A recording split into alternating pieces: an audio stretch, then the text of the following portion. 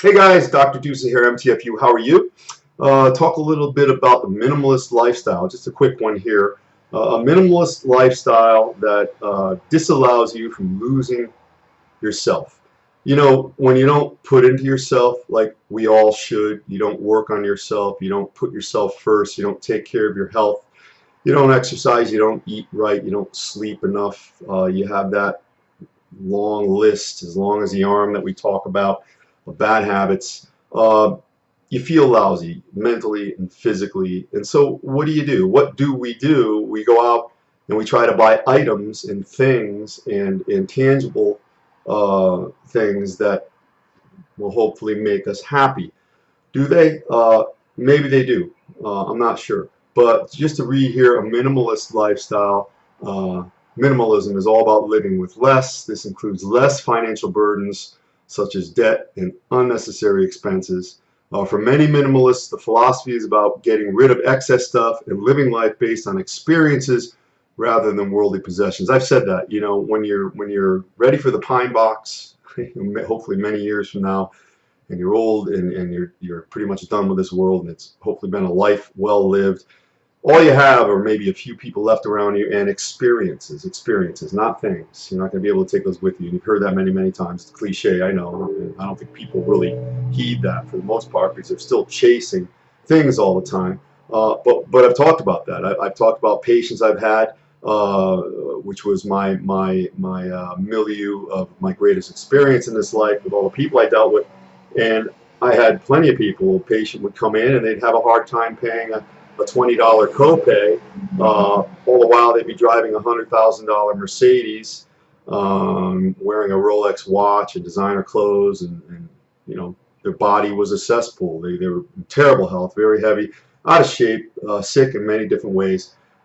So they had all these things around them that they were fortifying, cultivating, and hopefully holding on to make themselves happy, while they never were happy to begin with. And those things never really quite do it for you. So I always say this, you know, don't necessarily have, but be able to have. Empower yourself with good health, something you love to do that can promote and generate quality. And when you do that, you deserve to make all the money you can. And then you're empowered to do whatever you want at any given time. But you'll find, since you've worked really hard on yourself and you're happy with yourself, you won't really have to go much beyond yourself. Like I was saying, when I was working so many hours years ago, and I lived in a different, I had a condo a couple of towns away from here. It was kind of like a ghost residence. I mean, I didn't have a lot of items. I was never there. I needed a place to sleep. I mean, I slept in my tandem bed for a while, but you know, I finally bought a bed. But the thing was, those things didn't make me happy. I was, even though I overworked myself, I was still engrossed in my business and my practice and my work, which was enough for me at the time. So whatever it is that fortifies your soul and makes you feel happy, you've got to go with that first. You've got to feel good. You've got to look as good as you can. I mean, that's going to help your self-esteem. It's going to make you want to jump out of bed and do things. And you know, like that line from Batman, structures become shackles. If you have too many of these things, you see the old example of the guy next door with the big, huge house and the nice cars in the driveway, and he's cultivating his beautiful lawn, and his wife is playing with the kids, and it all looks so wonderful. And then all of a sudden he looks at the camera and he smiles and he says, you know what? I'm in debt up to my eyeballs.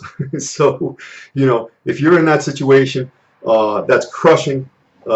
It's going to destroy your health. You will not have sovereignty or peace of mind ever if you get caught in that rut. And really, that's one of the main things that will destroy your health. And that's not what we're about. So remember, structures become shackles. Try to live in a minimalist lifestyle. Don't have, but be able to have. So if you really do want something, like the example I write about in the book, MTFU, you want that $70,000 Viper, and you barely can buy it, and you make payments, and it breaks down, and you can't afford to fix it, and it sits there. Listen, you buy the Viper if you have 70,000 cash and another 70,000 in your account, and that way it's easy. and you don't have to think about it, and you're not ruled by it, and you don't lose yourself. You don't take anything away from yourself. So remember, you come first. Never mind all the crap you're surrounded by. You know, anybody could do that. You know, and remember, the majority is always wrong. So be you and do you, and you have a great day. Thank you.